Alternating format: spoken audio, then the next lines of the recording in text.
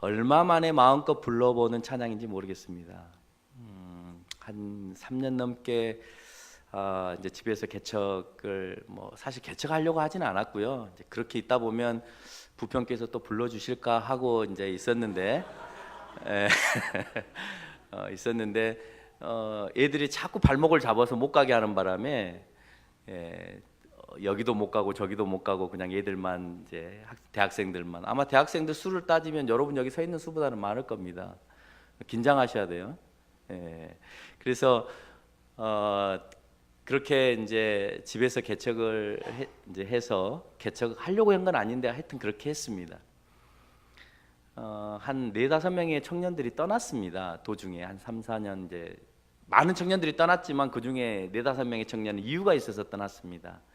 그 이유가 뭐냐면 마음껏 찬양을 하고 싶은데 우리 집이 아파트다 보니까 마음껏 찬양을 못 하잖아요. 그러니까 막 이 청년들이 이렇게 막 찬양으로 뭔가를 풀고 싶은 그런 게 있는데 그걸 못 푸니까 목사님 저 큰 교회로 그냥 가겠습니다. 그래서 한 4명의 청년, 정말 모범적인 청년 4명을 잃었습니다. 지금도 저희랑 같이 사역하고 있는 친구 가운데는 마커스 팀에서 활동했던 친구가 한 명 있습니다. 그 친구도 지금 많이 힘들어하는데 내 눈치만 보고 있습니다. 언제쯤 빨리 건물을 얻어서 마음껏 찬양할 수 있는 그런 공간을 나에게 주실 거냐 하는 그런 눈치인데 그 눈치를 안 보려고 굉장히 노력을 합니다. 이렇게 외면을 하고. 왜냐하면 저에게 능력이 없으니까. 그래서 그게 소원이라면 주변에 큰 교회로 가서 마음껏 찬양해도 좋다, 이제 그렇게 얘기는 하고 있습니다만, 여러분 마음껏 찬양할 수 있는 기쁨은요, 참 여러분 너무 행복인 것 같아요. 모르죠, 이게 행복한 건지. 왜 그렇잖아요. 북한에서 내려오신 분들이 마음껏 예배드리지 못한 것, 그게 얼마나 가슴 아프고 그 예배 그렇게 드리는 것이 얼마나 감사한 일이냐라고 말하면 여러분 이해가 잘 안 되시잖아요. 여러분 아파트에서 찬양을 할 수가 없다니까요. 예배 드리는 것만도 옆에 다 들리기 때문에 막 큰 소리로 이렇게 예배도 못 드리는, 왠지 우리가 꼭 그 아파트에 감금당한 공산주의자처럼 그렇게 예배를 드리고 있습니다. 여러분 정말 우리가 감사하고 살아야 될 것들이 너무나 많았는데 그렇게 참 못 살았다, 이런 생각들을 먼저 소두에 여러분들한테 전달을 해봅니다. 여러분 우리가 복음의 핵심이라고 하면 다른 사람들에게 여러분이 이제 교회에 다니면서 이런 메시지를 꼭 전해줬으면 좋겠다 하는 메시지가 있다면 뭐가 있어요? 뭘 전해줘요? 예수 그리스도. 예수 그리스도에 뭘 전해주세요? 성함만 전해주고 마세요? 예수 그리스도 이렇게. 여러분 괜찮습니다. 여러분 다 알고 계시는데 항상 질문을 하면 긴장하게 돼 있거든요. 사람들은. 괜찮습니다. 여러분 다 알고 있는 답이고요. 뭐 틀리면 어떻습니까? 여러분 예수님을 믿으세요라고 할 때 그 다음에 뭘 얘기하죠? 우리가 구원을 얘기하죠. 그렇죠? 십자가를 통해서 우리가 구원을 받았습니다라는 얘기를 합니다. 근데 그것만이 복음을 전하면 이제 반편, 절반만 전하는 거고, 다른 한편으로는 이제 예수님께서 부활하셨습니다가 반드시 들어가야 됩니다. 왜 그러냐면 그냥 우리를 위해서 구원하시기 위해서 십자가에 못 박혀 죽으셨습니다라고 하면 그런 사람은 많거든요. 죽은 사람은 많아요. 사람들을 위해서 죽은 사람은 많습니다. 그런데 그렇게 구원의 사역을 이루고 난 다음에 다시 살아나신 분은 없어요. 그래서 반드시 사도 바울도 얘기하듯이 복음은 그리스도의 대속의 십자가의 죽으심과 더불어서 그의 부활하심이 반드시 들어가야 된다고 얘기를 합니다. 그러면 여러분 예수님이 오셨으니까 우리의 복음의 메시지가 대속의 죽으심과 그리고 부활이라고 우리가 설명을 합니다. 그러면 예수님이 오시기 전에는 복음의 핵심이 뭐였을까요? 그들도 성경을 가지고 다녔잖아요. 구약의 성경을. 그러면 그 사람들은 예수님이 오시기 전까지의 가장 강력한 메시지가 뭐였을까요? 메시아 오신다고요? 메시아 오신다는 말도 틀리진 않습니다. 메시아 온다는 말은 로마 시대 때 더 강력하게 나온 말입니다. 물론 메시아라는 표현이 이미 구약 성경에 있습니다만은 메시아라고 하는 표현에 있어서 더 강력한 왕이 나와줄 것은 로마의 압제 속에 있었던 유대인들이 그런 왕이 와줬으면 하는 마음에서 강한 왕으로서 오실 예수에 대한 언급이 됩니다. 그러나 대대적으로 유대인의 전통적인 사고 속에는 어떤 분이 오기를 바라냐면 선한 목자가 오기를 바랬습니다. 누가 오기를 바랬다고요? 선한 목자가. 선한 목자에 대한 얘기를 그래서 첫 번째로 다윗이 스타트를 끊습니다. 근데 그 선한 목자의 가장 모델이 누구냐면 다윗이에요. 지금도 다윗이에요. 동방 종교회나 서방 카톨릭이나 가면 그들에게 있어서도 아직까지도 선한 목자의 가장 기본 틀은 다윗입니다. 우리 역시도 마찬가지입니다. 여러분 시국이 어수선하잖아요. 시끄럽잖아요. 시끄러운데 적어도 기독교에 너희들이 원하는 대통령이 누구냐? 너희들이 원하는 이 나라의 수장이 누구냐라고 할 때 그럼 우리는 성경적으로 대답을 해줘야 되잖아요. 그렇지 않아요? 잘생긴 사람을 원합니다. 머리 똑똑한 사람을 원합니다. 영어 잘하는 사람을 원합니다. 뭐 이런 걸로 기준으로 해서 대통령을 뽑으실 거예요? 우리는 기독교인이니까 기독교적인 방법으로 대안을 제시해야 되잖아요. 그 기독교적인 방법으로서의 왕은 오늘 시편 23편 1절로 6절 여러분이 늘 암송하고 다니셨던 그 본문의 말씀처럼의 그런 사람이었으면 좋겠다 라고 말할 수 있어야 된다는 거예요. 자, 그런 분이 어떤 분이냐 하는 것을 이제 쭉 살펴볼 겁니다. 선한 목자에 대한 얘기는 무수히 많습니다. 여러분이 뭐 최근에 들어보실 수도 있었을 만큼 본문에서는 선한 목자에 대한 얘기예요. 심지어는 예수님도 유대인의 전통 속에서 이런 분이 오실 것이다 라고 하는 걸 유대인들이 알고 있었기 때문에 너희들이 갈망하는 그런 메시아는 선한 목자였다. 그래서 내가 그 선한 목자로 왔다 라고 하는 표현을 하셨거든요. 그래서 마태복음 18장에도 선한 목자에 대한 얘기를 하고 계시고 마가복음 6장에도 선한 목자에 대한 얘기를 하시고 누가복음 15장에도 하시고 요한복음 10장에도 예수님께서는 선한 목자로서 표현하고 계십니다. 그럼 그걸로 끝나느냐? 예수님이 부활 승천하시고 난 다음에 제자들에게 남겼을 때도 베드로도 역시 마찬가지로 지금 남아있는 이 성도들을 이끌어갈 목자는 예수님이 말씀하셨던 그런 선한 목자여야 된다라고 제시하면서 베드로전서 5장 1절로 4절에서 지금 남아있는 이 그리스도인들을 이끌고 갈 목자의 상을 다시 한번 제시하고 있는 걸 볼 수 있습니다. 구약에서는 너무나 많죠. 시편 79편에도 나오고요. 에레미야 23장에도 선한 목자에 대한 얘기가 언급되고요. 에스겔서 34장에도 선한 목자와 악한 목자에 대한 언급들을 합니다. 스가랴 10장에도 얘기를 하고 있습니다. 이사야서 40장 63장에도 선한 목자에 대한 얘기를 우리가 무수히 많이 듣고 있습니다. 그러면서 그런 예수님이 오실 것이다, 그런 선한 목자가 오실 것이다라는 메시지가 미가서 5장 4절에서 마무리 지어집니다.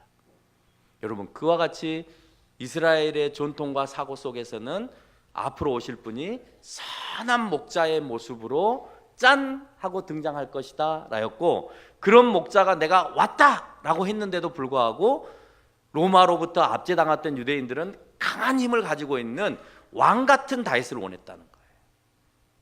목자와 같은 다윗을 원한 게 아니라 왕 같은 그런 아주 강한 통치력을 가지고 있는 그런 왕을 원함으로 인하여서 예수님이 선한 목자가 아니다 라고 배척하게 된 겁니다. 예수님은 계속해서 그들을 설득하게 된 것이죠. 여러분 그것뿐만 아닙니다. 이렇게 이제 초대 교회 안에서도 그렇게 이루어지고 있습니다만은 이제 로마가 점령을 하고 난 다음에 AD 68년내에 가서는 완전히 이제 로마의 식민지화가 돼 버립니다. 이제 이스라엘이요, 이스라엘 땅이 아예 로마의 제국이 돼 버립니다. 그때는 속국이었습니다만 그 전까지는 이제는 아예 로마의 영이 되어서 로마의 한 나라가 돼 버립니다. 그 로마의 나라가 되면서 기독교인들에 대한 핍박이 굉장히 심해지기 시작합니다. 심해지니까 이 기독교인들이 많은 사람들이 이제 카타콤에 가서 숨게 되어지죠. 카타콤에 가서 숨는데 많은 카타콤에서 꼭 등장하는 그림이 있는데 그 그림이 바로 이제 이런 벽화입니다. 앞에 걸 먼저 보여주시겠어요? 네, 어때요? 뭘 메고 있는 것 같아요? 네, 저게 칼릭투스 카타콤이라고 하는 지금 이제 소아시아 지역에 있는 카타콤에서 발견된 건데, 저기 말고도 저거와 똑같은 벽화들이 카타콤마다 그려져 있습니다. 저런 왕, 저런 메시아가 와주기를 바랬는데 모형이 꼭 누구 같습니까? 왕처럼 보입니까? 아니면 목자처럼 보입니까? 목자처럼 보이죠. 그러니까 다윗을 의미한답니다. 다윗이 이 목동으로서 일했을 때 양을 들쳐매고 그렇게 잃어버린 양을 찾아서 오는 그런 선한 목자의 모습을 늘 벽화에 그리면서 우리 이런 메시아가 오실 거야라고 하는 것을 갈망하면서 그 핍박 가운데서 이겨냈다는 거예요. 그 다음에 이제 후대로 넘어가면 이제 이런 부조 같은 거를 교회가 세워지면서 이제 핍박이 멈추고 300년대 가서는 핍박이 멈추는데 멈추고 난 다음에는 교회 건물의 부조에다가도 이와 같이 양을 메고 있는 선한 목자의 모습이 있습니다. 이번에 터키 유물박물관이라고 하는 것을 중앙박물관에서 전시했는데 이 작품이 왔었어요. 터키 중앙박물관에 있는 것이었는데 터키 유물전 전시하면서 이 작품이 왔었습니다. 또 하나 보여주시겠어요? 현대에 와서는 우리가 다 선한 목자 하면 이런 모습을 기억하죠. 그래서 현대에 이르기까지 이거는 이제 이태리 사람들이 그린 그림이기 때문에 예수님이 아주 지금 봐도 이렇게 혹 갈 수 있는 경리자매, 그렇죠? 저런 분이 와서 나한테 프로포즈하면 얼커니. 목자면 어때요? 다 완전히 얼굴 갸름하고 키 저렇게 크고 말이죠, 날씬하고 군사롭고, 그죠? 양 저렇게 한 200마리쯤 데리고 다니고 분홍이잖아요, 분홍. 얼커니. 이태리 사람이 그랬으니까 얼마나 잘 그렸겠어요. 이태리 사람 중에 가장 잘생긴 사람을 모델로 삼아서 그렸으니까 잘생겼죠. 근데 우리는 저분이 예수님인 줄 알고 항상 이렇게 벽에다가 집에다가 모아놓고 예수님 저 좀 도와주세요 이렇게 기도하죠. 근데 저분은 이태리에서 잘생긴 분이에요. 예수님이 아닙니다. 네, 그래서 우리는 지금까지도 예수님의 저런 모습을 늘 동경하면서 살아가고 있다는 거예요. 그렇죠? 저렇게 정말 어린 양들을 마음껏 놀리고 먹이고 또 안전하게 인도하는 저런 목자가 예수님에게 있어서 가장 이상적인 모습이었는데 저게 과거에서부터 있어왔던 우리 성경의 모형이었다라고 하는 것을 설명해 주고 있다는 겁니다. 자, 시편 23편 본문으로 들어가세요. 선한 목자는 그들에게 있어서 가장 이해하기 쉬운 그 이미지였습니다. 왜 그러냐면 아벨에서부터 목자 생활을 했거든요. 그의 전통적인 생활 속에서. 또 이스라엘 백성을 처음으로 이제 시작되어지는 시점이 아브라함인데 아브라함도 역시 마찬가지로 목동의 생활을 합니다.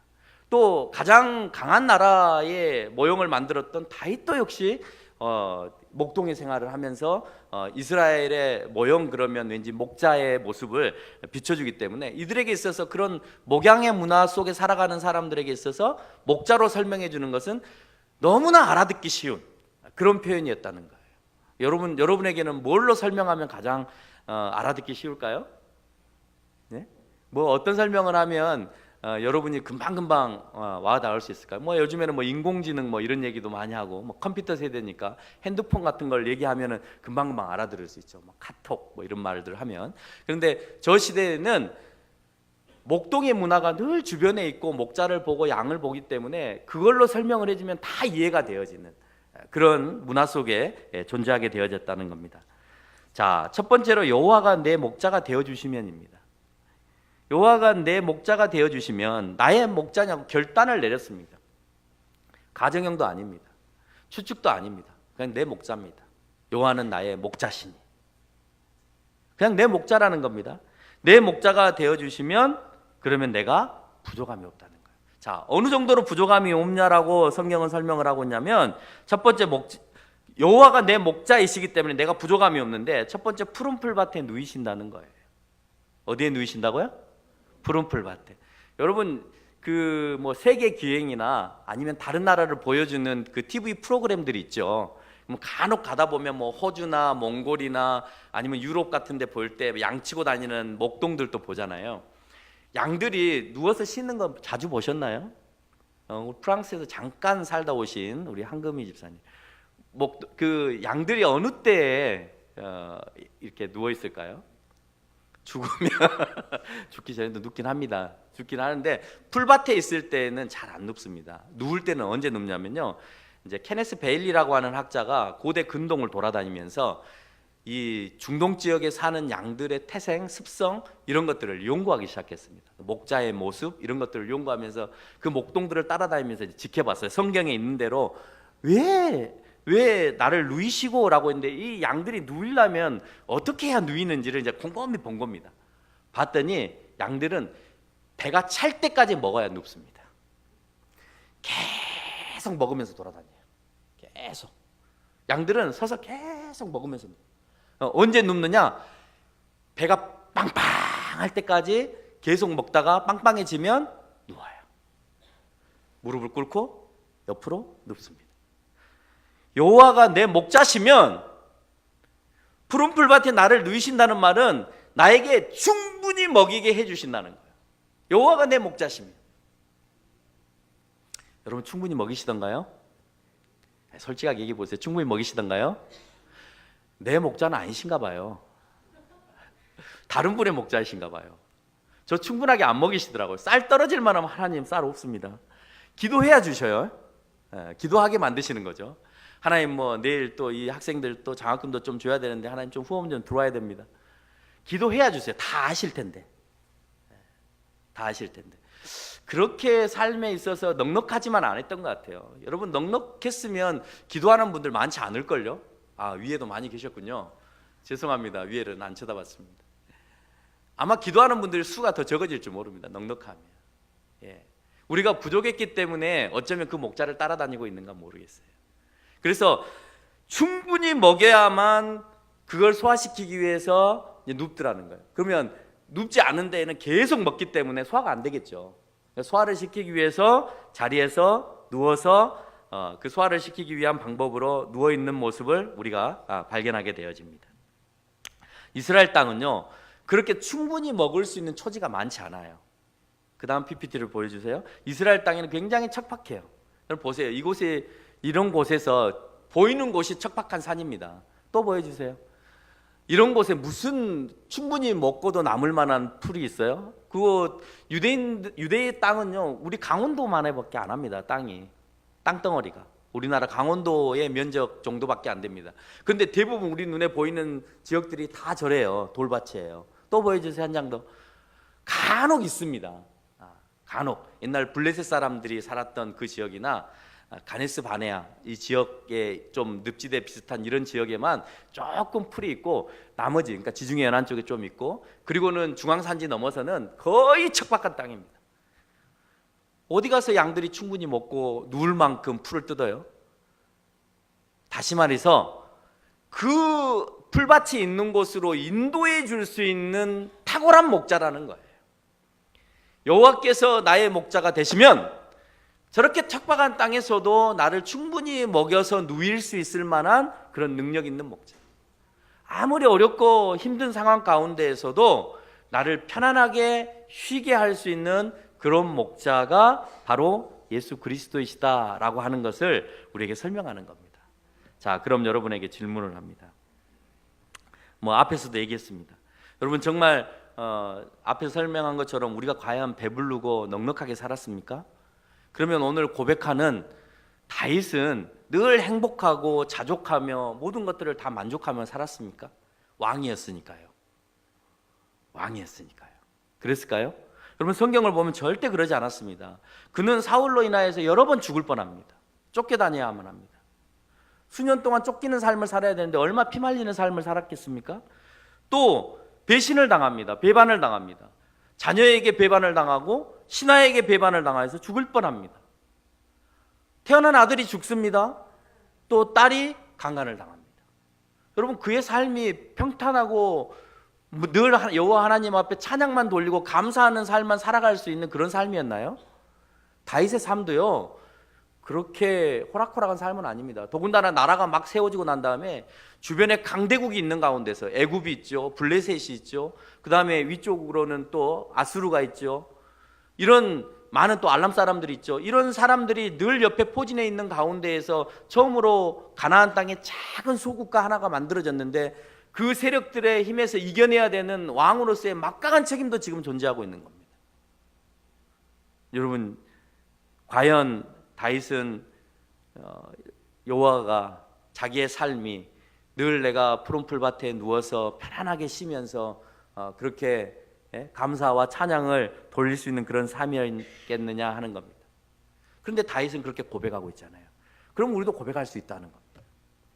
다윗이 그런 삶이 아니었음에도 불구하고 여호와가 나의 목자가 되어 주셨기 때문에 내가 늘 여호와 앞에서 부족함이 없이 살아갈 수 있다라고 하는, 왕이어서 부족함이 없는 게 아닙니다. 왕이어도 부족했습니다. 왕이어도 부족했음에도 불구하고 여호와가 목자인 것만으로도 나는 부족함이 없다는 겁니다. 그 이유는 뒤에 가서 설명합니다. 두 번째, 쉴만한 물가로 인도한다고 되어 있습니다. 여러분, 양은요, 남사라고 하는 학자가, 중동에 또 이제 연구하는 학자입니다. 남사라는 학자가 또 같이 베일리와 같이 이제 그런 분야를 연구하는 학자입니다. 남사가 이제 연구를 했습니다. 연구를 하면서 양에 또 대한 습성들을 연구를 했습니다. 베일리가 못 찾은 걸 남사가 찾은 겁니다. 뭘 찾았냐면, 쉴만한 물가로 인도한다고 했는데, 아니 뭐 물가에서 쉬면 되지, 뭐 그게 무슨 의미가 있겠냐고 우리는 그냥 쉽게 지나가 버리잖아요. 아, 물가에서 양이 그냥 쉬었나 보다 하고 그냥 본문 착 지나가잖아요. 근데 그게 아니에요. 여러분, 양은요 아무 곳에서나 물을 먹지 않습니다. 이게 무슨 말이냐면, 흐르는 물을 못 먹어요. 무서워서. 염소는 먹습니다. 염소는 먹는데 양은 이렇게 막 흐르는 물에 입을 탁 대고 못 먹습니다. 좀 잔잔히 흐르는 물이나 아니면 이렇게 웅덩이가 되어 있는 물, 이런 물에서 먹습니다. PPT를 보여주세요. 보시면 이렇게 물길을 만들어냅니다. 중동이나 또 다른 지역에서도 마찬가지입니다만은, 목자가 해야 될 일이 뭐냐면, 심한 물이 내려오면, 급하게 내려오는 물이 있으면 그 길을 이렇게 돌려서, 꼬랑을 이렇게 돌려가지고 이렇게 잔잔하게 물을 만들어 놓고 거기에서 양이 먹을 수 있게끔 인도하는 역할을 합니다. 몽골 같은 데서도 보면 나무 이렇게 파가지고 거기에다가 물을 받아서 먹게 이렇게 하잖아요. 구유 같은 데다가. 그렇게 하는 것처럼 양을 보니까 물이 급하게 내려오면 무서워서 못 먹고 뒤로 물러나더라라는 것을 알게 되었어요. 쉴만한 물가라고 하는 것은 저런 것입니다. 그러니까 충분히 자기가 마음을 놓고 먹을 수 있는, 두렵지 않게끔 해주는 그런 역할을 목자가 할 거라는 거예요. 여호와가 목자시면 우리의 불편함까지, 내가 두려워서 못 먹는 것까지 알아서 해결해가지고 웅덩이를 파주고 거기서 먹을 수 있게끔 인도해 준다라고 하는 겁니다. 여러분, 그 내용을 아주 잘 표현한 것이 이사야서 8장 6절로 7절의 말씀입니다. 뭐라고 되어 있냐면 이렇게 되어 있습니다. 천천히 흐르는 물로, 천천히 흐르는 물, 양들이 먹을 수 있는 물, 천천히 흐르는 실로의 물과 흉용하고 창일하게 모든 골짜기에 차고 언덕에 넘치는 큰 하수를 표현하면서 우리에게 설명을 하고 있습니다. 그러니까 잔잔하게 흐르면서 그 잔잔한 흐르는 물 가운데에서 양들이 먹을 수 있는 물과 그렇지 않은, 양들이 먹을 수 없는 아주 창일하고 범람한 물로 비교하면서 우리에게 설명하고 있는 이사야서의 본문도 우리에게 보여주고 있습니다. 자, 내 목자는 양들의 필요를 따라서 이렇게 풀도 먹입니다. 또 물도 먹입니다. 그리고 그곳을 찾아갈 수 있는 능력을 가지고 있습니다. 또 그 물길을 돌릴 수 있는 힘도 가지고 있습니다. 그래서 그거를 충분히 먹고 소화를 시키는데, 중요한 건 우리가 풀을 먹고 우리가 물을 마시는 건 아니죠. 그러면 다윗은 인간을 향하여서도 뭔가 말하고자 하는 게 있었을 겁니다. 우리가 그러니까 진짜 생물학적 양이 아니고 우리는 인간이기 때문에 인간으로서 하고 싶은, 인간으로서 회복되어지는 뭔가가 있었을 텐데, 오늘 가장 키포인트는 3절에가 있습니다. 그게 뭐냐면 내 영혼을 소생시키시고입니다. 여러분, 이 소생시키다라고 하는 이 표현은 리스토어라고 하는 단어를 합니다. 리스토어이라고 하는 단어 안에는 어떤 의미를 가지고 있냐면, 내가 완전히 이그러진 상태에서 다시 다시 복원되어지는 의미를 가지고 있습니다. 그러니까 내 영혼이 침체에 빠져 있고 힘들어하고 정말 슬퍼하고 또 뭐 힘들어서 어떻게 할지 모르는 그런 영혼을 다시 옛날의 상태로, 원래 내가 하나님 안에서 충분히 얻었던 그런 충분한 은혜의 상태로 회복시킨다라고 하는 의미를 이 단어 안에 갖고 있다라고 하는 거예요. 우리가 예수 그리스도를 목자로 인정하는 가장 큰 이유는 바로 여기에 있습니다. 내 영혼을 소생시키시기 때문에 그래요. 여러분, 우리가 어느 때는 위급한 상황이 아니었습니까? 네? 우리가 옛날에는 새끼 밥만 먹어도 자란다고 그랬습니다. 정말 뭐 저희 부모님도 옛날에 보면 하루 벌어서 뭐 이렇게 새끼 밥 못 먹을 때도 있잖아요. 두 끼만 먹을 때도 있습니다. 먹을 것 갖고 참 어렸을 때 많이 싸웠던 것 같아요. 뭐 너 하나 더 먹냐, 내 하나 더 먹냐 그러면서 싸웠던 것 같습니다. 근데 지금은 우리가 새끼를 먹으면서도 만족하지 못합니다. 그렇죠. 더 풍요로운 삶을 살아가고 있잖아요. 옛날에는 연탄 100장만 떼어놔도 창고에다 놔도 막 배부르고 넉넉하고 이 겨울 다 보낼 것처럼 막 그랬는데 요즘 여러분 창고에다 연탄 100장 딱 채워놓으면 막 마음이 든든하십니까? 김장 딱 담아놓으면 그래 내년 봄까지는 우리 먹고 살 거 있을 거야. 우리 옛날에 그랬잖아요. 근데 여러분 김장 딱 해놓고 하면 막 마음이 뿌듯하고 이제는 우리 봄까지 먹고 살 거 있어 걱정하지 마 이러면서 삽니까? 안 하잖아요. 왜 우리에게는 기쁨이 없으셨을까요? 여러분 우리는 똑같은 상황 속에 살아갑니다. 뭐 10년이 지나고 20년이 살면 여러분에게 고통과 어려움이 없을 것 같습니까? 더 잘 사는 나라가 되면 여러분에게는 더 이게 비참한 일이 안 벌어질 것 같습니까? 우리 청년들에게 한번 물어보십시오. 얼마나 취직이 안 되는 사회 속에 살아가는지. 옛날에는 그냥 공부만 하고 열심히 하면 그냥 직장은 가질 수 있다고 생각을 했습니다. 그리고 그 직장은 평생 동안 내가 몸담을 수 있다고 생각했습니다. 근데 지금은 안 그럽니다. 내가 1년 뒤에 잘릴지 2년 뒤에 잘릴지 모르는 그런 상황 속에 살아가고 있고 이 회사가 1년만 갈지 2년만 갈지 모르는 그런 위급한 상황에 놓여 있습니다. 세상은 너무나 빠른 급속도로 변해가고 있습니다. 아무리 큰 회사도 내일 당장 무너지는 세상이 지금의 세상입니다. 여러분 보십시오. 최순실 박근혜 사건을 통해서 지금 대기업들이 휘청거리고 있습니다. 예? 벌써 한지는 넘어졌습니다. 그러면 연쇄부도가 일어나겠죠.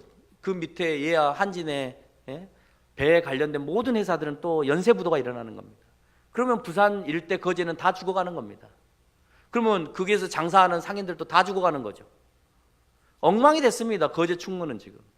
부산 일대도 마찬가지고요. 언제 무너질지 모릅니다. 지금 삼성, 롯데 뭐 다 수사 들어가는데 여러분 그거 비리 다 파헤치고 나면 얼마나 많은 또 힘든 상황이 벌어지겠습니까? 그렇다고 안 할 수는 없죠. 공정한 사회를 위해서 언젠가 우리가 한번 뼈를 깎아야 될 아픔이긴 합니다. 그대로 계속해서 정경유착을 놔둘 수는 없는 겁니다. 언젠가 한번 해야 되지만 왜 우리 때냐 이 말이죠. 왜 우리 때? 그러나 여러분 때보다 더 힘들었던 전쟁의 시대와 일제 시대를 살아오신 분도 이제 앉아 계세요. 그 고비들을 이겨내셨어요. 우리의 영혼이 소생되어지면 어떠한 상황에도 기뻐할 수 있다는 거예요. 사울이 나를 쫓아와도 내가 내 안에서 내 영혼이 건강해 있으면 나는 기뻐할 수 있다는 거예요. 나는 이렇게 감사함으로 하나님 앞에 찬양할 수 있다는 겁니다. 내 신하가 배반하고 내 아들이 배반해서 나를 죽이려고 한다 하더라도 내 안에 영혼이 소생되어 있으면 나는 그래도 하나님 앞에 감사와 찬양으로 나갈 수 있다는 거예요. 여러분 그 마음을 오늘 다윗은 여러분에게 갖기를 원하고 있는 겁니다. 그러면 이렇게 힘센 아주 건강한 목자를 통하여서 따라다니는 양들은 아무런 위험함이나 아니면은 부족함이 없이만 다녔을까요? 전혀 그렇지 않습니다. 여러분 4절로 이어지는 그 일들이 그렇습니다. 자, 목자를 따라서 양들이 따라갑니다. 따라가죠? 따라갑니까? 안 따라갑니까? 따라갑니다. 따라가는데 뭐라고 하냐? 내 사망의 음침한 골짜기로 다닐지라도. 여러분 사망의 음침한 골짜기가 왜 사망의 음침한 골짜기인지 아세요? 네? 왜 사망의 음침한 골짜기일까요? 사망의 음침한 골짜기라고 하는 것은 여러분 그 골짜기를 지날 때마다 위급함이 있습니다. 첫 번째는 어떤 게 있냐면 들짐승들이 늘 있습니다. 그러니까 우리가 흔히 말하는 다윗이 무찔렀다고 하는 곰, 사자, 아니면 늑대, 그 다음에 우리 성경에 늘 등장하는 승냥이, 이리 이런 것들이 늘 그 골짜기 보여주세요. 그 골짜기를 지날 때에 있습니다. 또 저 골짜기를 지날 때에는 또 뭐가 있냐면 저 골짜기는 지름길이거든요. 그걸 안 하면 삥 돌아서 가야 되는데 저 골짜기를 지나서 가야만이 푸른 초장으로 가는 지름길입니다. 근데 목자는 저 골짜기의 습성을 잘 알아야 되는 거죠. 그걸 안 하고 무턱대고 들어갔다가는 어마어마한 들짐승들로 인하여 포위당해서 모든 양을 다 잡아먹히거나 나도 위급한 상황에 몰릴 수 있는 겁니다. 또 있습니다. 어떤 상황이 벌어지냐면 이렇게 골짜기를 지나가다 보면 낙상을 입을 수도 있습니다. 그래서 다리가 부러질 수도 있고 다칠 수도 있습니다.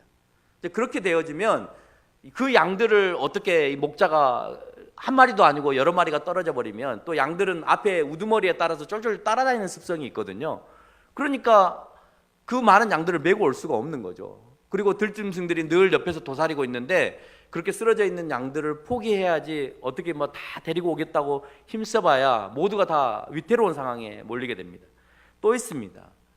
저 골짜기를 지나오면은 항상 저걸 잡기 위해서 기다리는 도적대들이 있었습니다. 도둑제들이 주변에 그 사람들이 너무 쉽거든요. 목자는 한 명이고 아니면 뭐 한 두세 명이고 목동들까지 해서 한 두세 명이고 양들은 뭐 수백 마리 수천 마리씩 데리고 오니까 그것만 해결하면 저 재산은 다 내 것이 되는 거예요. 그러니까 도둑제들이 늘 저 골짜기에 지키고 서 있다가 게릴라전을 펼쳐서 다 뺏어가는 거예요. 여러분 선한 사마리아에서 비유하고 있는 강도 만난 사람들도 저런 골짜기를 지나가는 예루살렘으로 지나가는 예배를 드리기 위해서 지나가는 예루살렘으로 지나가려면은 다들 그 제사에 사용하기 위한 재물을 준비한 돈들이 필요했죠. 그래서 안 데리고 가고 예루살렘에서 그 양이나 비둘기를 사기 위해서 돈을 가지고 갔기 때문에 장사하는 곳이 돼버렸잖아요, 예루살렘이. 그렇죠? 그래서 가격이 폭등하게 되고 그래서 예수님이 화가 나서 그냥 이게 뭐 장사하는 집이냐고 다 뒤집어 엎으셨잖아요. 그것도 마찬가지입니다. 그 길목에 그렇게 이 순례자들이 예루살렘으로 올라가는 그 길목에 늘 도둑제들이 그렇게 있었습니다. 강도떼들이 있어서 돈을 가지고 가고 며칠씩 숙박하는 사람들을 위해서 돈을 가지고 가니까 그걸 뺏기 위해서 거기에 딱 지키고 서 있다가 뺏어가는 거예요. 그러니까 유대인들은 그런 정황을 잘 알고 있기 때문에 그 말이 무슨 말인지 이해를 하는 겁니다. 근데 우리는 그런 정황을 모르잖아요. 지리적으로 저런 곳이 저런 곳인지 계곡이 어떤 곳인지 안 봤으니 모르잖아요. 그러다 보니까 그냥 강도 만났나 보다 이렇게 생각하는데 그 길목에는 늘 저와 같이 강도떼들이 저런 사람들을 기다리고 있었다라고 하는 거예요. 특히요, 여러분 모든 동물들은 초식 동물들이고 무슨 어떤 동물이든 간에 육식 동물이든지 간에 자기가 살 수 있는 그 능력들을 가지고 있습니다. 토끼 어떤 능력을 가지고 있어요? 엄청 빠르죠. 그렇죠. 염소 초식동물입니다. 뭐가 있습니까? 뿔이 있습니다. 그래서 들이받기라도 합니다. 그렇죠.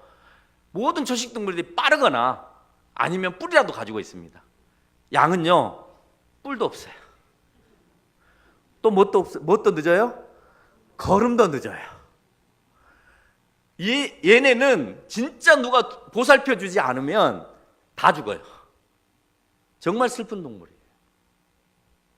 정말 인간의 품 안에 없으면 그냥 시시각각으로 물려나갈 수밖에 없는 그렇게 빠른 것들도 잡혀서 먹히는데 느릿 가는 양이 늘 먹잇감이 안 되겠습니까? 먹잇감이 되겠죠. 그러니까 보호 속에 놓여야만 되는 양의 모습을 왜 우리에게 비교해서 설명을 하실까 하는 거예요. 늘 우리는 그런 위험함과 세상에 그 도사리고 있는 많은 유혹 속에 쉽게 노출될 수밖에 없는 그런 양의 모습을 우리에게 얘기하는 거예요. 너희는 쉽게 유혹당한다.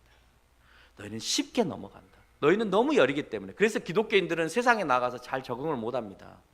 여기서 온실처럼 키워놓은 기독교인들은요, 밖에 나가서 이렇게 온유하고 복 받으세요, 평화로우세요, 감사합니다 이러면 바보 취급해요. 에휴, 그래 안 그래요?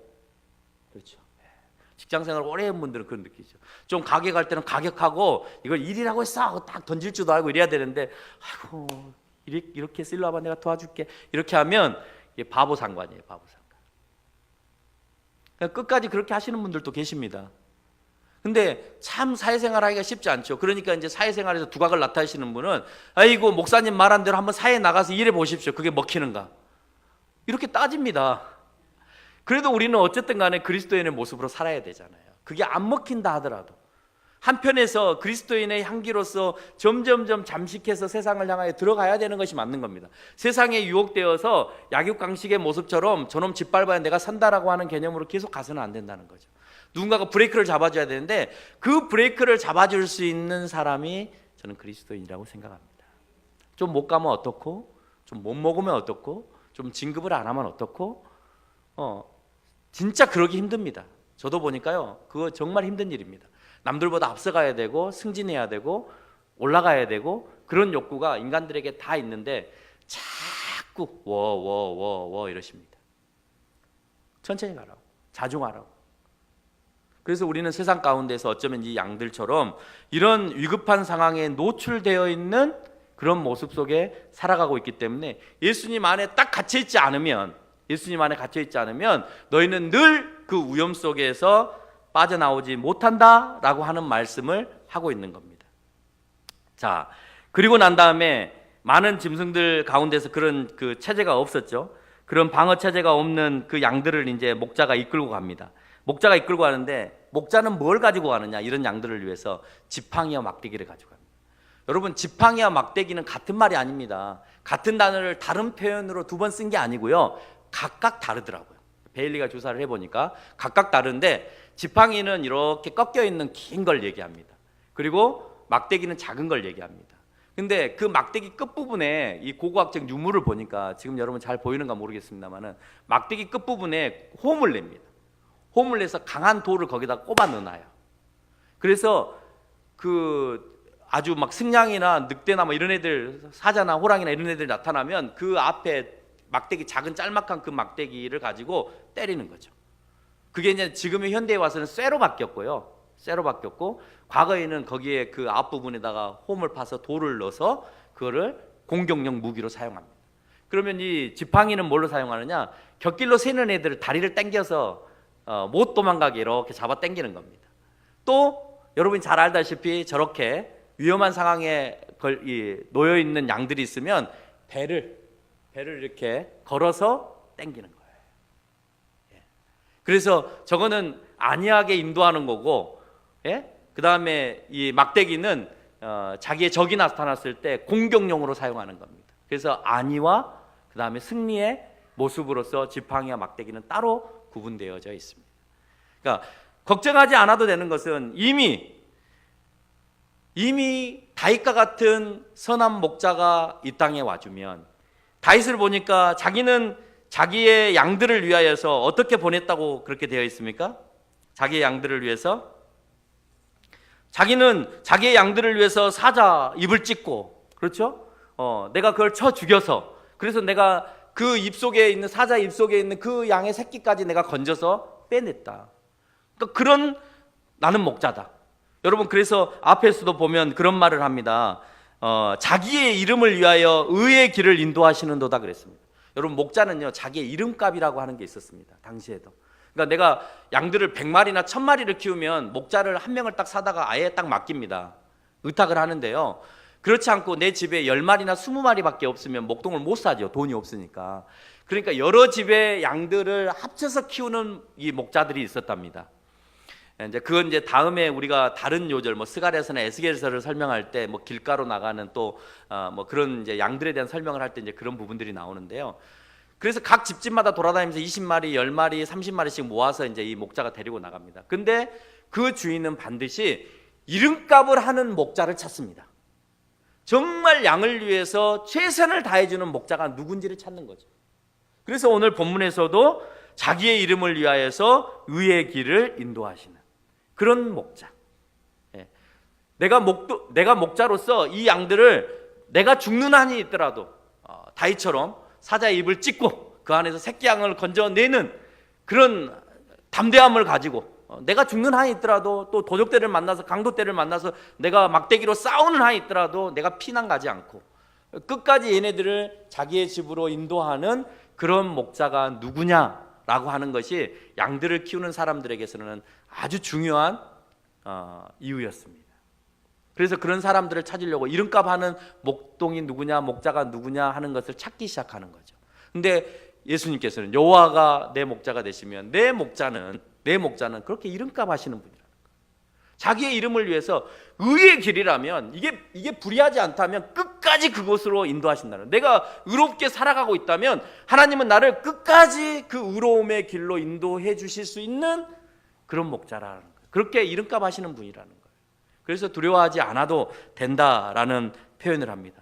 자, 그렇게 해서 많은 뭐 들짐승들이나 강도떼나 아니면 낭떠러지나 뭐 이런 것들을 만나는 골짜기를 다 지나고 나오면, 그러면 5절에서 보니까 주께서 원수들의 목전에서, 여러분 얼마나 들짐승들이 먹고 싶었겠습니까? 그 양들을요, 그 지나가는 양들을 얼마나 먹고 싶었겠습니까? 근데 그 목동은 함부로 건드릴 수 없는 목자예요. 도둑놈들이, 강도들이 얼마나 그 양들을 다 뺏고 싶었겠습니까? 근데 그 계곡을 지나가면 이제 넓은 초지가 나오는 거죠. 그 초지에다가 풀어놓고 원수들이 보는 가운데서 그 풀밭, 여러분 상이라 하니까 정말 뭐 밥상을 딱 열어놓고 거기서 먹으라 이 소리가 아니라 그 푸른 초장이 밥상이잖아요. 양들의 밥상. 그렇죠? 거기에서 마음껏 먹게 하셨다는 거예요. 그들이 못 달라들게 딱 방어벽을 쳐놓고 지팡이와 막대기를 딱 들고 손 못 대게 딱 하고 너희들을 밥 먹어 하는 거예요. 여러분, 양들도요 목동을 따라가는데요 계곡을 만나야 합니다. 정말 훌륭한 목자를 만났어도요 푸른 초지를 가기 위해서는 내가 들짐승들에게 노출될 수도 있습니다. 위급한 상황이 벌어질 수도 있습니다. 목자가 쌓아놓은 동안 나도 심하게 그들과 더불어서 피 터지게 어쩌면 움직여야 될 수도 있습니다. 강도떼를 만날 수도 있습니다. 강도가 뺏어가는 것을 목자가 와서 뺏어주기 전까지는 내가 거기에 억압되어서 같이 그 강도의 품에 안겨서 가야 될 상황이 벌어질 수도 있는 겁니다. 내가 그 골짜기를 지나갈 때 혹 잘못 찢어서 내 다리가 부러질 수도 있고 절단날 수도 있습니다. 아무리 선한 목자가 인도한다 하더라도 주변의 여건은 그와 같이 우리를 위험 속으로 몰아갈 수 있다라고 하는 것을 성경은 우리에게 충분히 얘기하는 겁니다. 그러나 그렇게 위험 속에 노출이 됐다 하더라도 걱정하지 않아도 되는 것은 너를 인도하는 그 목자는 여호와다는 거예요. 편안히 가라는 거예요. 늑대가 으르렁 대도 편안히 가라는 거예요. 진짜 뭐 천길 낭떠러지가 있어도 편안한 마음으로 목자가 오라는 대로만 따라가라는 거예요. 어떻게 편안하겠습니까? 천길 낭떠러지를 걸어가야 되는데 어찌 편안하겠습니까? 그러나 목자가 앞에서 인도하는 대로만 따라가라는 거예요. 편안한 마음으로 가라는 거예요. 어찌 들짐승의 소리를 듣고 까무라치지 않겠습니까?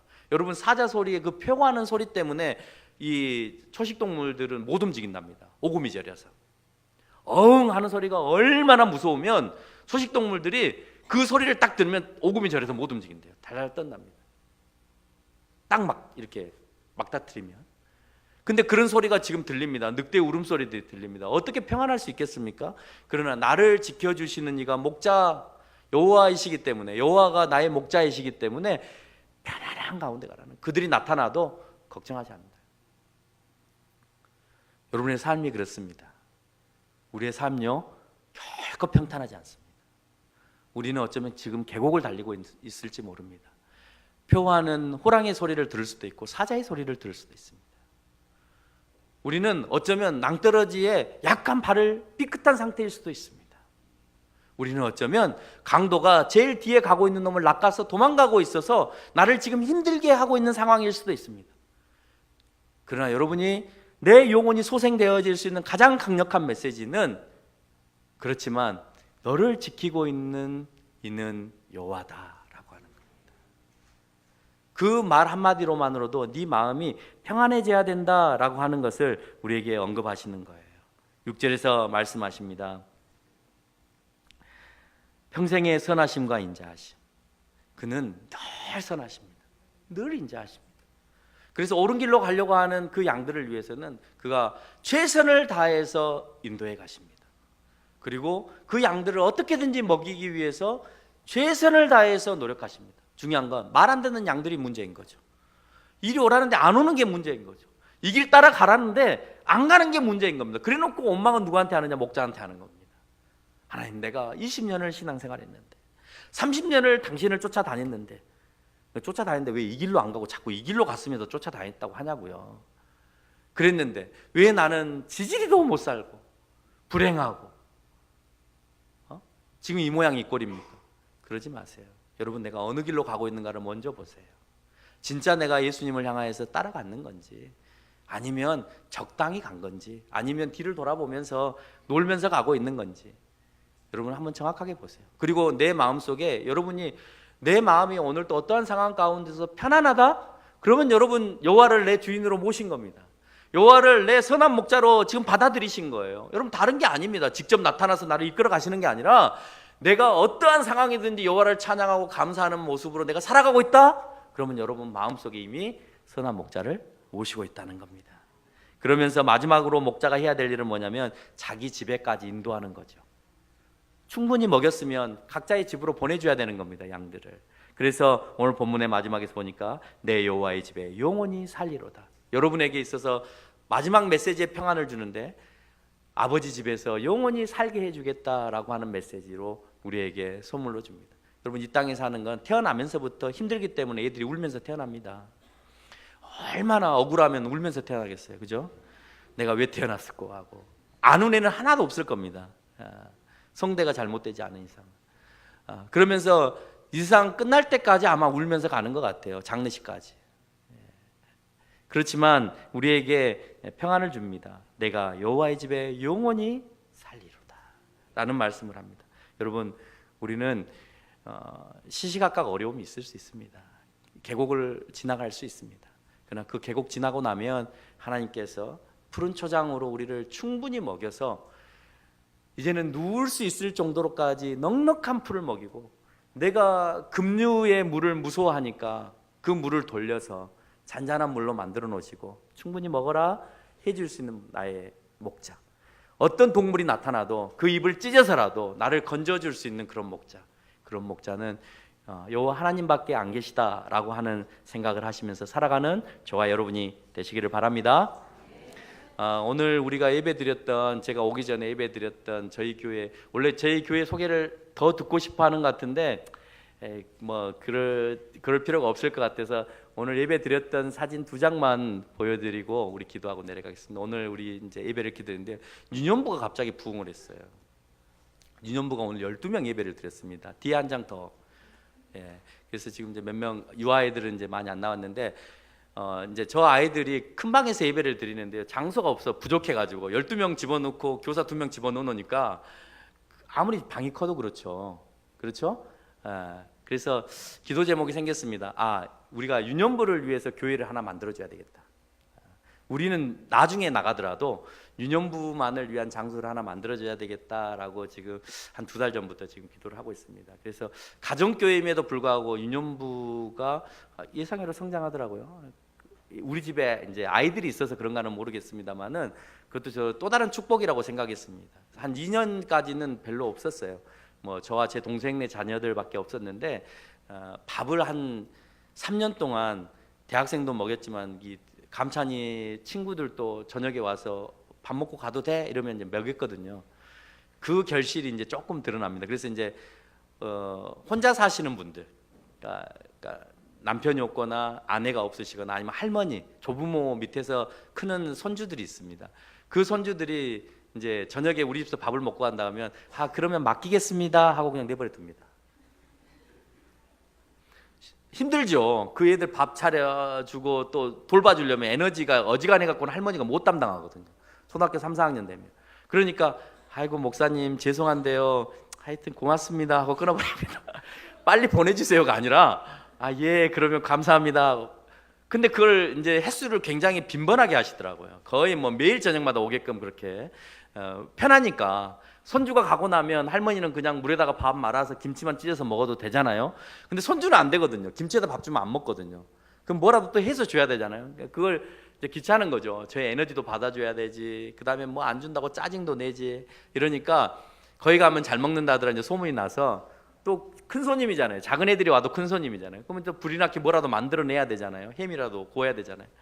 그렇게 주니까 애들도 이제 우리 집 와서 밥 먹기를 원하고, 그 애들이 와서 이제 자리를 잡기 시작하고, 그러면서 이제 주일날 예배 드리고 나서 이제 막 뒤에 다행히 또 공원, 넓은 공원을 우리에게 허락하셔가지고 저렇게 막 마음대로 이제 선생하고 간사들이 가서 이제 뛰어놀게끔 그렇게 해주고 있습니다.